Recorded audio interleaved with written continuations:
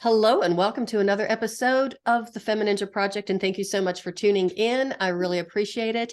And as you know, we are all about personal empowerment and overcoming obstacles on the show. And today's guest is pretty much an expert in that because she's had a lot to overcome herself.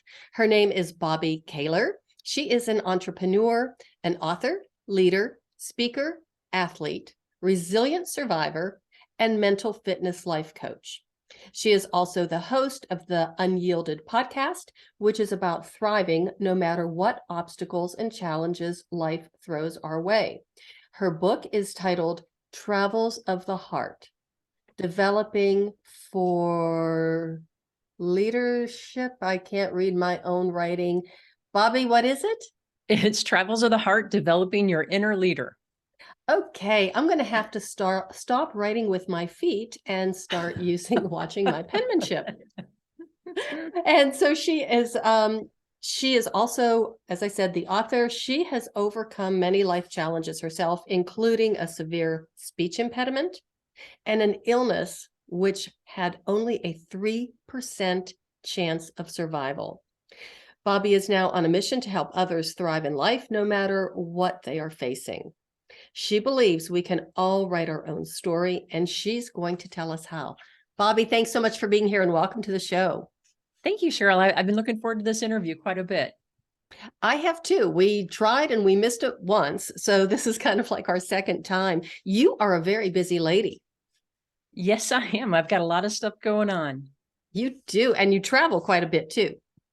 I don't travel quite as much as I used to. I used to be probably on an airplane once a week for probably 3 weeks out of the month. But now I have kind of readjusted things. So I don't have to do that as much as I used to. And I love that. I was going to say, do you like being a homebody? Oh, I like being here with my husband, with my dogs. I just like being, I like being with my own stuff, my own space. Yeah, I know. I like that too. It's amazing. I used to travel a lot as well. And now it's like, I don't want to go anywhere. No. I like going to the mountains. We talked about that before we started recording because mountains are different. Yes, it's much different.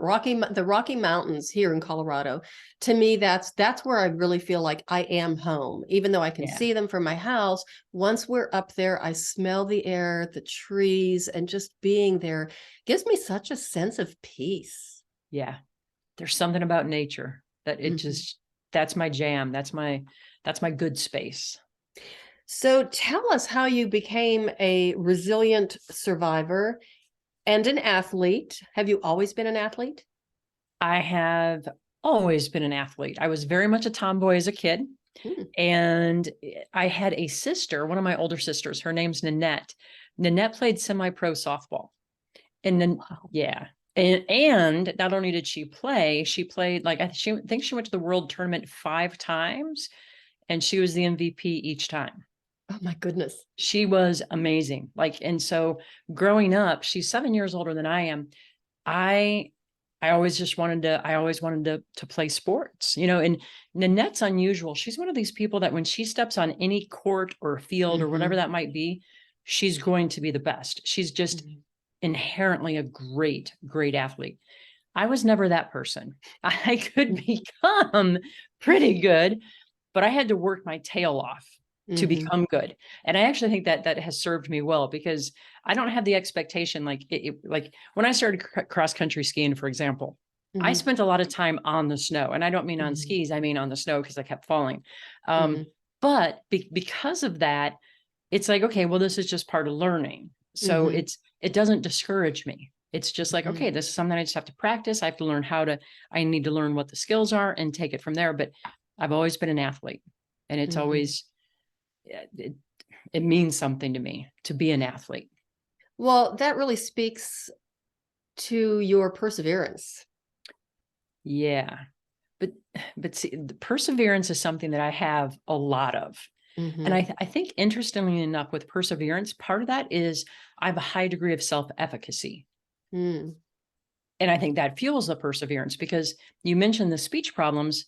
And when I was I 6 years old, and the school I attended in rural Illinois, they brought in a speech pathologist just for me. And I thought, what a waste of time. Everybody knows I can't talk. Why make me prove it? You know what I mean? But they said, no, we have to do this. We have to do this exam or whatever it was.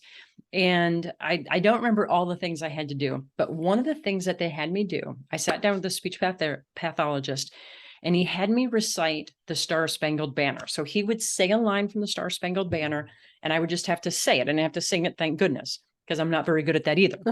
But I mean, at the time, Cheryl, I couldn't say S's, T's, R's, G's, L's, or D's. There were something like 17 sounds I really couldn't form. I had a stutter that got worse when I was nervous, and I tended to slur everything together. So it was terrible. It was truly terrible, terrible, terrible. And I went home that afternoon, and Mom met me in the kitchen when I walked in, and she said, how did it go? And I was trying to tell her about it, which at that time meant I was making a lot of wild hand gestures and writing some notes. And the phone rang. And so my mom answered it. And standing there in the kitchen, I could tell two things. Number one, it was a speech pathologist. And number two, the news wasn't good. Wow. And when she hung up the phone, what she told me is that in his expert opinion, I had catastrophic speech problems, that I would never recover from them, and that I would suffer a lifelong disability because of it. But here's the important thing that Mom did.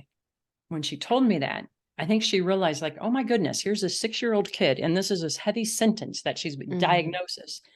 She crossed the room to where I was standing. She knelt down in front of me. She pulled me into a big hug, and she whispered in my ear. She said, we are not going to listen to him. Good for her.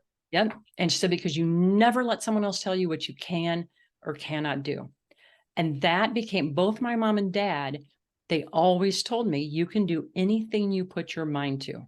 And because of that, at such a young age, I think that's one of the reasons that I have that level of self-efficacy and perseverance. You know, and certainly it didn't go away. Like, it didn't go away overnight. I was actually in my 20s before I stopped thinking of someone with a speech problem. But see, I had a few some teachers made fun of me, believe it or not. Oh yeah, they made fun of me. But I had some teachers who really believed in me. So one that really stands out, and this kind of really sets up why I went the coaching route as well. I was in the 8th grade, and I thought I hated speaking in public. And do you remember, like, as a kid, we'd always have to, like, we'd go through the class and everyone had to read a paragraph. Those days were hell for me, because I hated it. I mean, oh my God, I knew people were going to laugh. So I thought, well, I need to take a speech class when I go to high school, because I need to get over this fear. So I signed up for a speech class. Mr. Jordan was my teacher. As luck would have it, he was the coach for the speech and debate team. I gave my first speech. I was passionate about it, but it was a train wreck. And I'm not being hard on myself. It was truly, truly bad. And I knew it. So the bell rang to dismiss class, and Mr. Jordan said, hey, Bobbi, can you stick around for a minute? I thought, God, I've done so bad. He's going to say, don't come back. I really thought that's what was going to happen. But he said, have you ever considered joining the speech and debate team? And I remember just looking at him thinking, and I even said, did you hear my speech? I'm pretty sure you were in the room. And he just got this little smile, and he said, yeah, it wasn't very good. But he said, you've got potential. And he said, he goes, with my coaching, your work ethic, he said, you can compete and win. And so, see, I was really lucky, but that was just another message that, hey, it doesn't matter where you are. It doesn't matter what your present performance is. Your potential is greater than that. So just keep working towards it. So I think that's really where a lot of that perseverance, a lot of that self-efficacy, efficacy, that's where it comes from. That absolutely drives me crazy. It's one of my pet peeves is when the experts, and I'm using my air quotes here, the experts put labels on people. And, that's happened to me many times. I was a chronic pain patient when I was in my mid-30s, and you keep hearing that over and over and over again. You eventually believe it and you eventually become it. No, you cannot do your laundry and your grocery shopping in the same day, because the arthritis in your spine is so severe, you're going to end up being bedridden. You are never going to go back to ballet class. That's ridiculous. You can barely even get, out of bed in the morning. What do you mean you're going to go back to ballet? All of these things. And it was like they're patting me on the head going, we'll take care of you. And it wasn't until they told me to start applying to disability that I hit rock bottom. But it's something that I preach a lot of times to, the people I work with, and even, on the podcast, is do not let people put labels on you.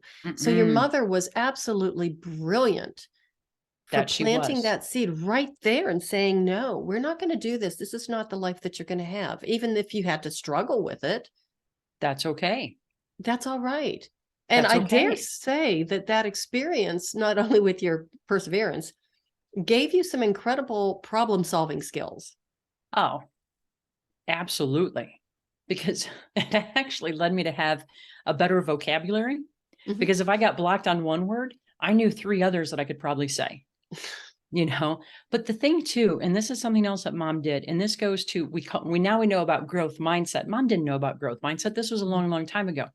But something essential that she did is I would get stuck on a word. Like I couldn't say the word milk for whatever reason. I couldn't get that the LK sound. Mhm. And I'd be like, I can't say that.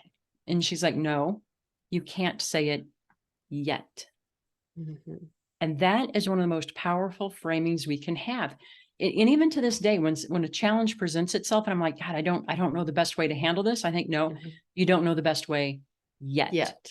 Because Mhm. something I passionately believe is that the answer's somewhere. Mhm.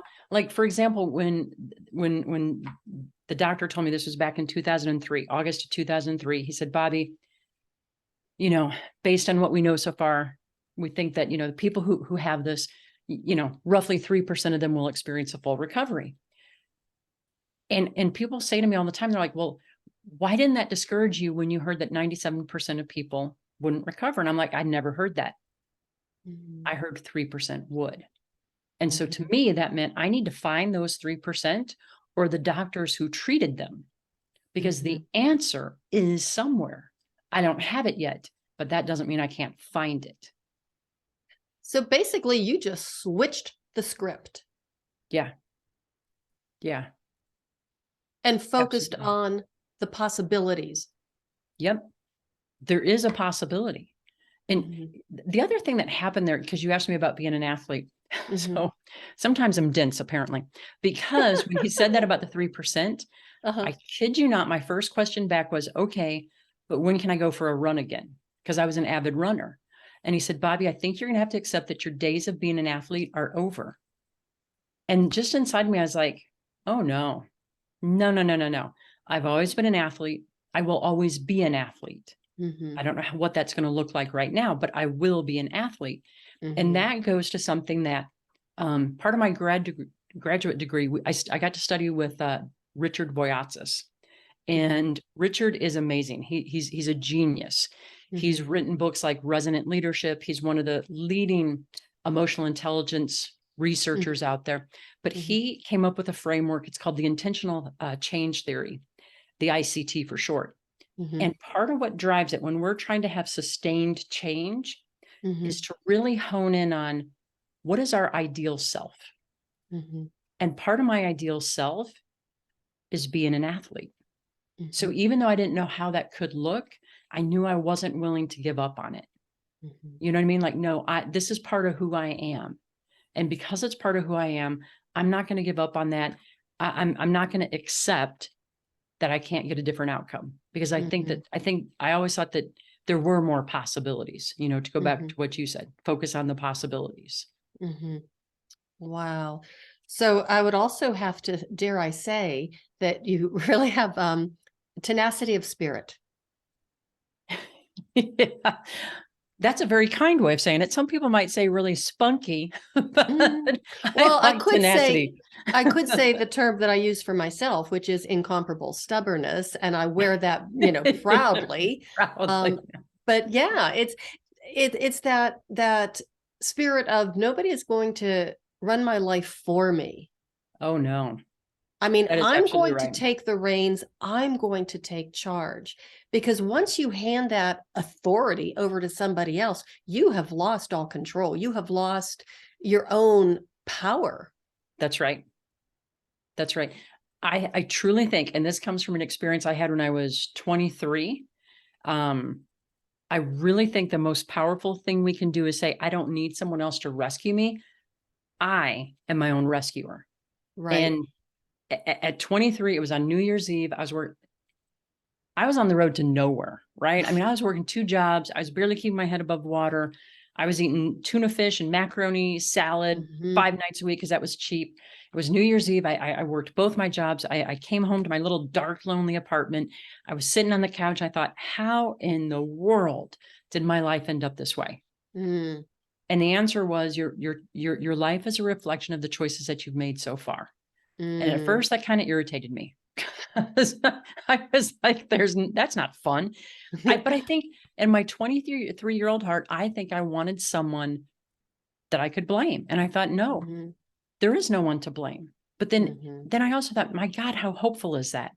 Because if it's Mhm. true, my life is simply a reflection of the choices I've made so far. That means if I learn how to make better choices, I can get a better Mhm. outcome. Because I thought, Mhm. no one's going to come knock on my door and say, let me rescue you.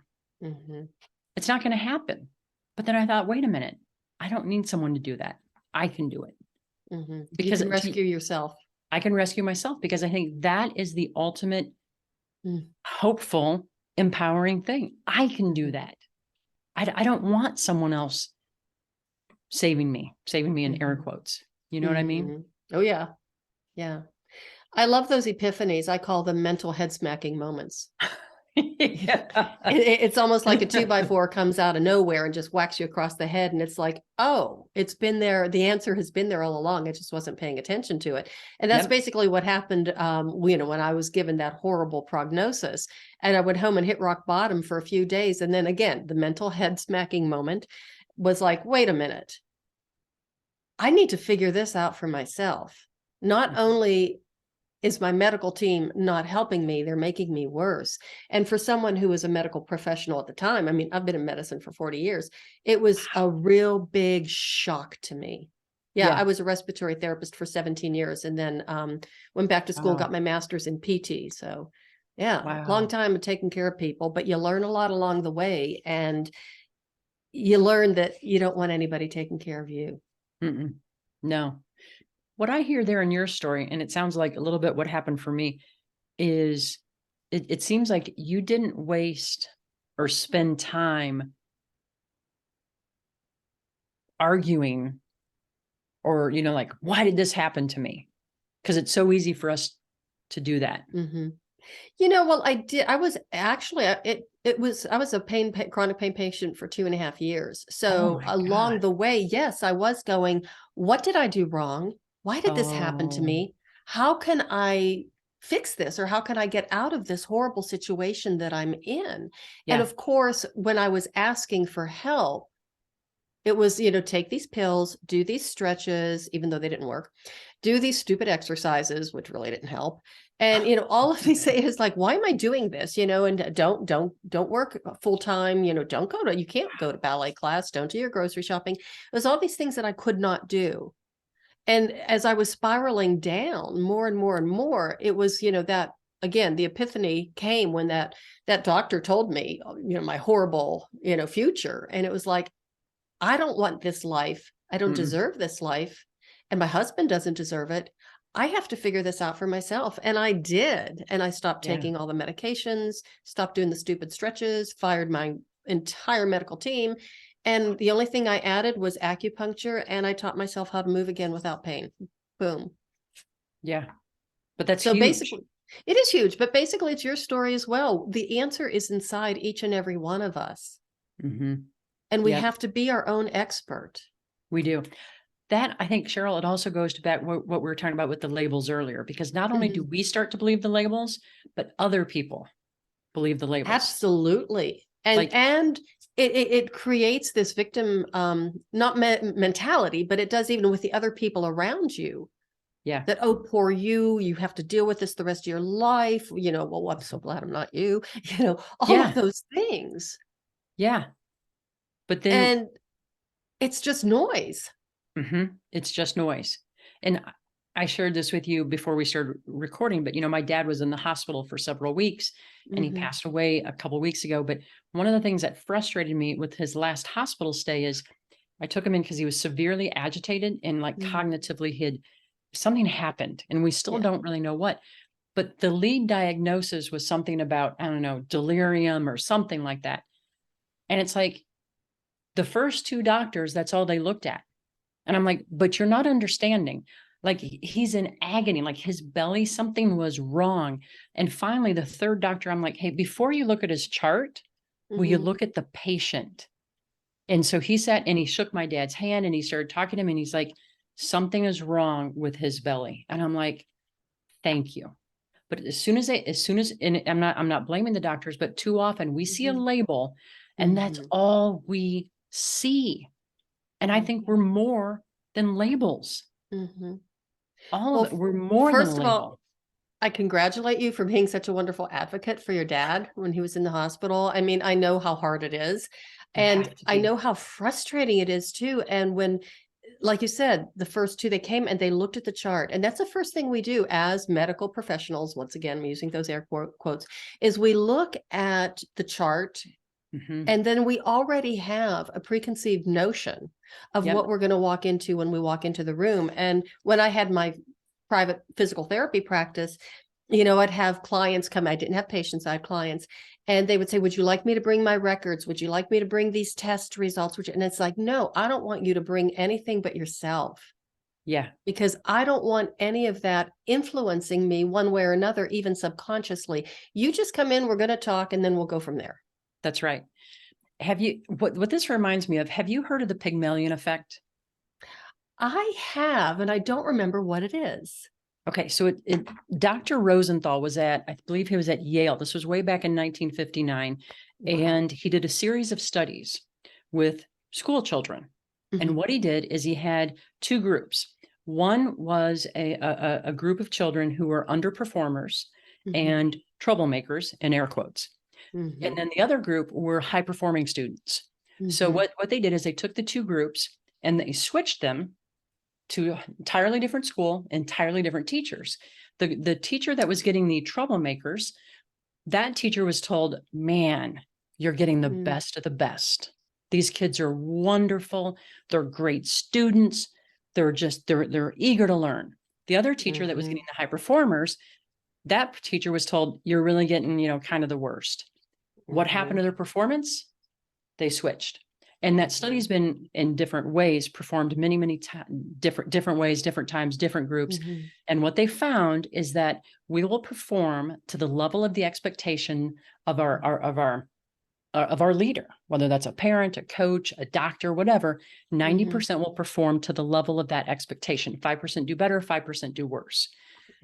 And I think it goes to when we walk in, and I've seen this in organizations. I used to work a lot with sales teams, and I'd have, sales managers or sales supervisors, and they'd switch teams occasionally. And what did they do before they switched? They'd sit down to tell them all about the ones who were really good and all the ones who were going to be trouble. So think about how that reputation follows you. You almost can't get away from it. That's why I hate labels so much. They're deadly. Actually, they are deadly. I mean, that's a death sentence to a lot of people. It is. You can't get away from it. Yeah. Yeah. And the power of low expectations. Oh. And when you have low expectations, you can't disappoint anybody. That's right. So if you have somebody who hears that all the time, why even bother? Why bother? Wow. So tell us, I mean, with all of these wonderful things that you're talking about, do you include this into your mental fitness coaching? And tell us about that. What really is a mental fitness life coach? I mean, I have had people on the show that are a mental toughness coach and, but I kind of like this fitness label because, of course, I'm really into fitness and, toughness to me sounds like, suck it up, buttercup. Yeah, that's what it sounds like. Yeah. Okay. So mental fitness, very different. And it's not mental health. I want to make that distinction. Thank you. So mental fitness it's based on the science called positive intelligence. And positive intelligence takes science from positive psychology, neuroscience, cognitive behavioral therapy, and performance science. So it's a blend of those four sciences. But mental fitness is our capacity to respond to life's challenges and opportunities with a positive mindset rather than a negative, neutral, or stressed mindset.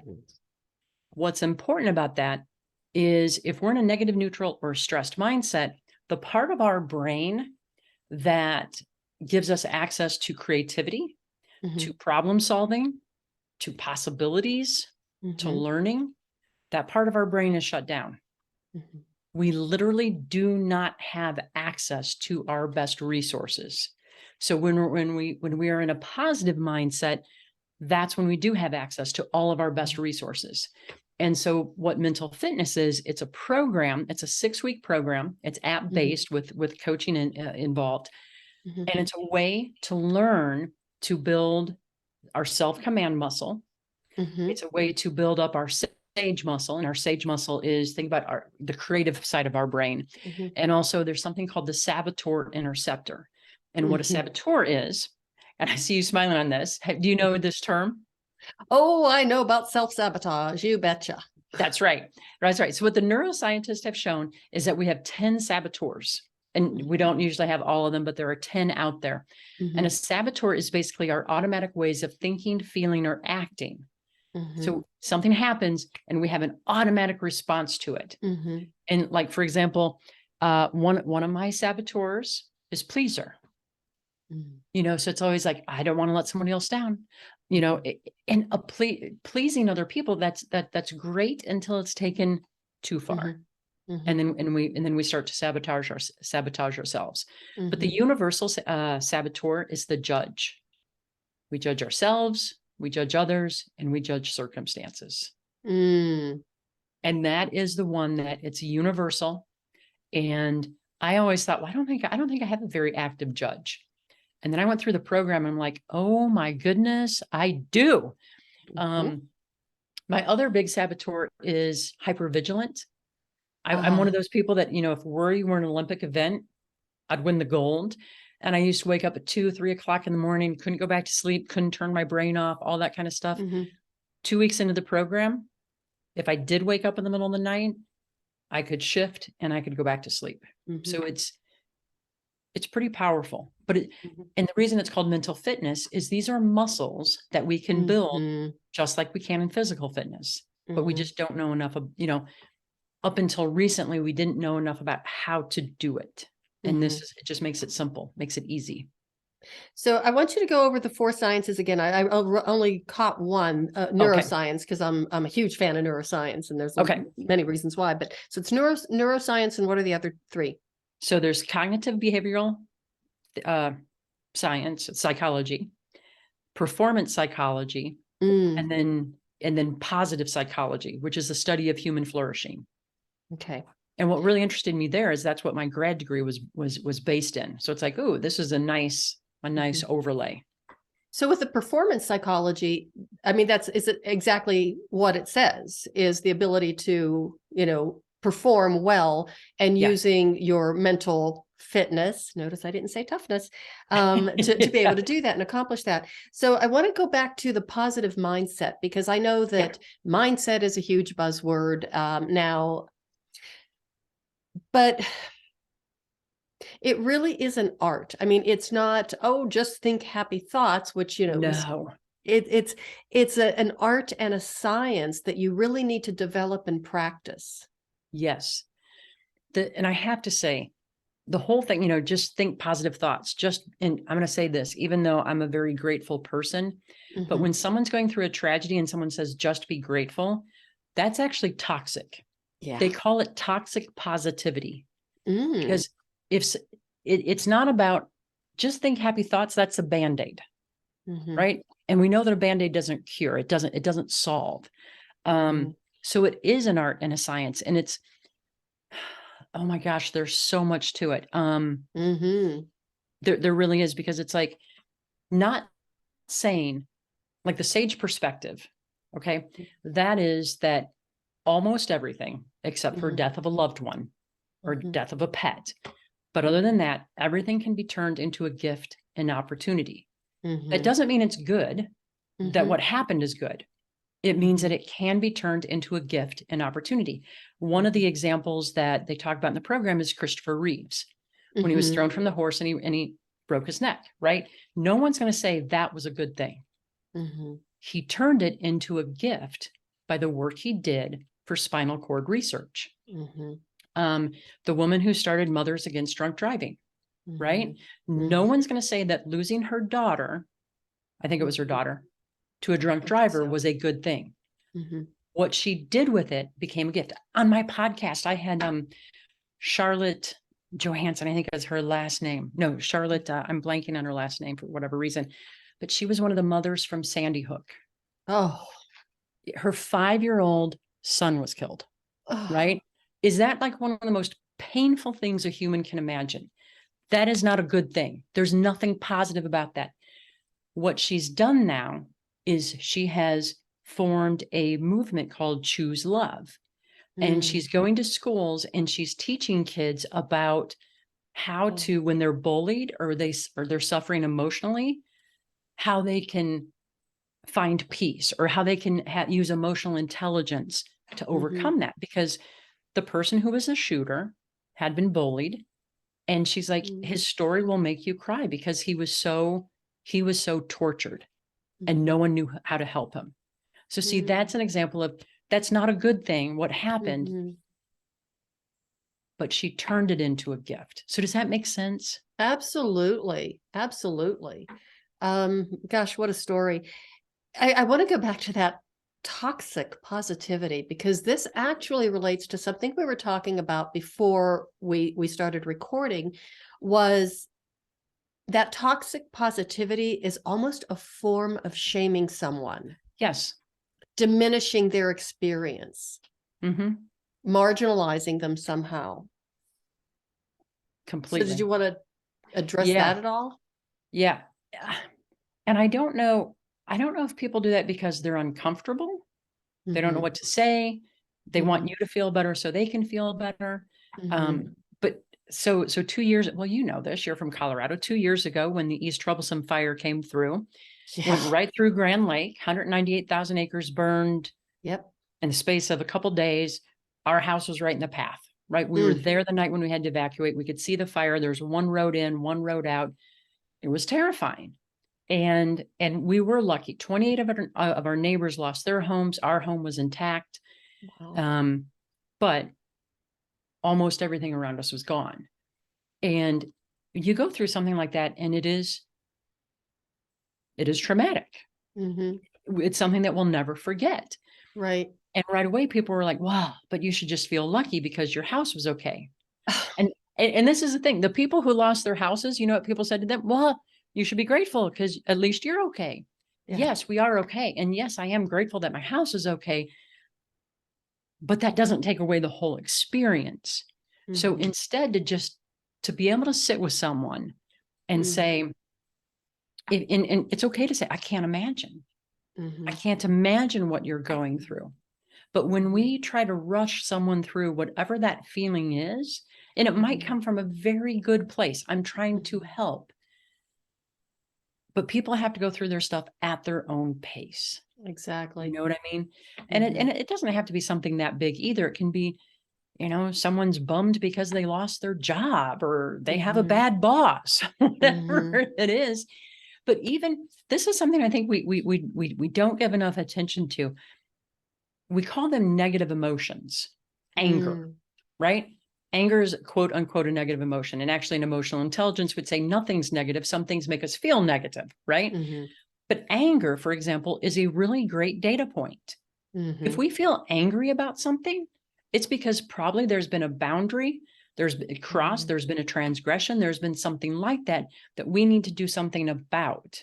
So the data point is very healthy. But to just tell someone, don't be angry. If someone's kicked you in the shin, maybe you should be a little angry and set some boundaries or whatever that might be. So yeah, just the slap a happy smile on it. It's not healthy. It really isn't healthy. And that's another thing we talked about before we started recording. When you stuff emotions like that, they will come spewing out at some point. And if you're And it could be stuffing some, ugly. oh, it's not, oh, it's going to be bad. But even anger, especially, I mean, I love anger. I don't know why, but I guess I think I have anger issues. But maybe that's why I do martial arts. I don't know. But if you stuff it, I mean, that's just going to impact your health in such a Oh, horrible way. I mean, your blood pressure, your everything, everything, body everything. function, Mhm. everything. Yeah. So, yeah. There's a wonderful book called The Dance of Anger. Ooh, that sounds It's a good. fabulous book. Her first name's Harriet. I'm blanking on her last name right now. Um, but it's a very powerful book. And she talks about how it's a very valid emotion. Now, how Mhm. we act, that can be good or bad, Okay, right. but it's the feeling anger in itself. It's not bad or good. It just is. Mhm, It's just a mhm, data point. It's what we do mhm. with it. So let's talk. You mentioned the woman that you had on your podcast. So tell us about your podcast. Oh, so my podcast, UnYielded, Thriving No Matter What. Mhm. What we've been around for 2 years now. I think we're at 161 episodes. Woo, congrats. Thank you. And we've got the interview format. Those are on Wednesdays. And I Mhm, just have different guests, they've all have interesting stories that mhm, have, lived a certain path or whatever. mhm, And then Mondays I have they're the short ones. They're just called Rise and Thrives. And those are 10 minutes or less where I just do a super short monologue on some topic relative to self-leadership. mhm, How do we lead it? Because you said it in my intro, right? I believe that we can right. all be the author of our own life. Mhm, How do we do that? And how do we adjust to the bumps that might come along? But also, mhm, how do we take advantage of opportunities? mhm, Because opportunities can come along, but if we're not ready for them, mhm. we can miss them. So when you talk about leadership, are you talking about then the self leadership, or do you work with leaders like in business, or Yeah. go into a little more detail about that? Yeah. So self-leadership, that's the act of leading Mhm, yourself. So being intentional with what do I want out of life? So mhm, that there's some inherent things kind of embedded there. What do I value? What are my principles? What's important to me? So how do I figure that out? And then mhm, how do I live in accordance with that? And mhm, how do I travel on that path?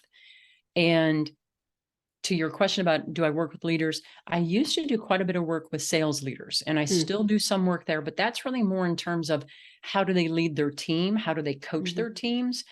And so that's kind of different because I think self-leadership, that's something that I always put it this way. If we can't lead ourselves, it's going to be really hard to lead anybody else. Mhm. Whether that's as a parent, a teacher, a boss, whatever that might be. So that's kind of the Mhm. distinction there. Okay. And then tell us about your book. The book, Travels of the Heart, Developing Your Inner Leader. That was a book I put together, and it's based on there's kind of three areas in emotional intelligence called, Mhm, part of it is choose yourself. So what do mhm, I value? What's important to me? mhm, Control yourself. And that is, how do I basically self-management? How do I mhm, lead myself through whatever happens? And then give yourself. And mhm, that gets to like empathy, mhm, what this particular framework calls noble goals. So mhm, what's kind of my purpose? And mhm, so it's a series. They're very short chapters, 2 to 3 pages each, where there's mhm, a story and then there's a series of reflection questions. mhm, Because one of the best ways that we can learn from what we know about adult learning is to see yourself in a story mhm, and then reflect and apply it to yourself. So that's how the book is set up. And I was lucky, Marshall Goldsmith, who's like the leadership coach in the whole world. mhm. He was actually one of the folks who endorsed it. And Wow. well, that was, you know what? That was one of those times, Cheryl, where it's like, all you can say is no. Right. So I respected him. I reached out, I sent him a copy of the manuscript and I said, totally understand if you don't do this. And he said, I only do it if I read the book and if I think it's good. Mhm, And he said, but he's like, I'd be honored. I'm like, mhm. there you go. You can't get a yes unless you ask. Excellent point. And congratulations on that. What an endorsement. I know, I was thrilled. That might have meant more than even publishing the book, I have to tell you. Oh, absolutely. So do you have plans for any more books? We were talking about this before we started recording. Mhm, I'm starting to get the inkling again because I just kind of reorganized some things in my life Mhm. where I've kind of taken a big step back from some of the work I had been doing because I want to create more time, more space Mhm. for things like writing, content creation. We're creating some courses. So I think there's one that's starting to brew, starting to percolate. Mhm. Yeah, they just come at their own time and you That's can't right. force it. And when you get Mm-mm. that, you are living in a place where the creative juices kind of just flow. That's right. And there are an awful lot of authors and writers in the Rocky Mountain region. Yeah. Because Mhm. there's just a certain amount of peace and, I don't know, rejuvenation that happens there. It So, really is. It's just amazing. mhm. Yeah, we're lucky. So, what else do you have planned with all this space that you're creating for yourself? So, you're going to be writing more and just doing a little bit more, um, let's say, cross country skiing, maybe? Oh my goodness.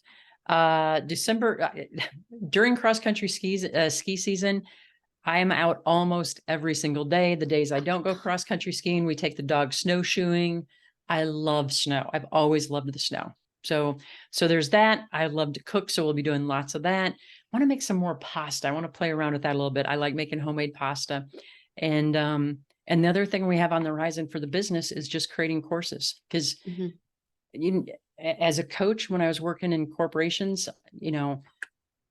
I was lucky. I've worked with really big companies like American Airlines to Merck Wow. to US Bank. I mean, really big companies Wow. that could afford my services. Mhm. And what I want to do is create courses where more people have access to some of this stuff Mhm. because Mhm. I also don't think that everyone needs a 6-month coaching program. Sometimes you do, right? Sometimes Mhm. you do need that in depth, and sometimes you need a boost. And so Mhm. I want to create more so that I don't know, more people can benefit from it. And how long is the course? I thought earlier you said something about 6 weeks, That's the mental fitness one. the mental So fitness one. yeah. Mhm. And you know what? If anyone, since we talked about that, if anyone is curious about the saboteurs, Mhm. you can take, it's like a 3-minute assessment and it's free. Mhm. It's just on my website. So it's www.bobbikahler.com slash saboteurs. Or no, Mhm. if you go to resources, then you'll Mhm. see, I think there's 2 different assessments there. One is saboteurs. The other one actually gives you your mental fitness score. So it tells you how strong your mental fitness is. And that's also a Mhm. 3-minute one. So if you Mhm. go there, you can take those assessments. And then we also have some stuff on the website about the mental fitness program. Mhm. So basically, if people just go to your website, they can find a lot of resources, a lot of information about your Yeah. coaching services as well. Yep. And I've got a huge blog there too. Excellent. And they could probably even contact you through the website. Absolutely. Okay. Absolutely. And if just in case anybody can just reach out, it's just BK at bobbikahler.com. Okay. And is your podcast on your website or is that another link, a different one? It is on my website as well. And of Okay. And course, it's anywhere you find podcasts. right. And can people find your book on your website? Yes, they can. Okay. Yes, they can. And then what social media are you on? I'm on Facebook a little bit, but really where I do all my content creation is really on LinkedIn. It's, Mm, that's where, because I post, I don't know, 3 times a week with dad being in it used to be 5 times a week with dad being in the hospital. mhm. My focus was Right. elsewhere, but I'm Right. going to go back to 3 to 5 times a week there, Monday through Mhm. Friday. Okay, great. Loved LinkedIn. And then your handle for LinkedIn, how people can Just find Bobbi you. Kahler. Okay, Yeah. excellent. Yeah. And it's Bobbi. There's no Mhm. E on my last name. If you put an E, it's gonna my name was misspelled on my birth certificate for the first time. My parents really just wanted it Bobbi. But on the birth certificate, it was Bobbie, and they had to go through this whole long process to get that E removed. So it meant Mhm. something. Yeah, bureaucracy is not fast and easy, is it? No. No. Well, Bobbi, thank you so much for being on the show. I've just had such a wonderful time talking to you. Love our conversation. Me too. Thank you so much for having me as a guest.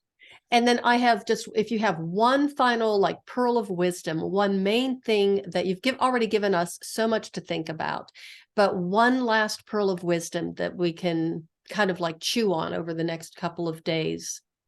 Yeah. Okay. So this is interesting. So I mentioned how my father passed, and I was thinking about his life and some of his lessons he taught me.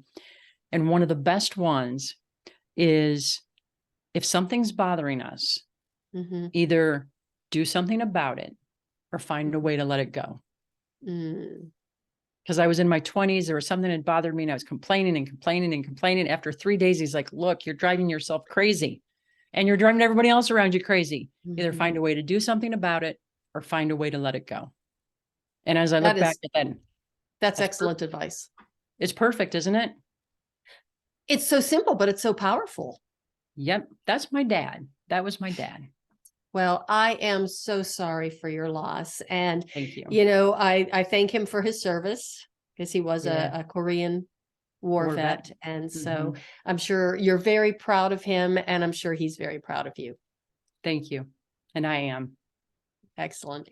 And everybody, thank you so much for listening. And remember, if something's bothering you, either do something about it or let it go. I think that's a perfect place to sign off.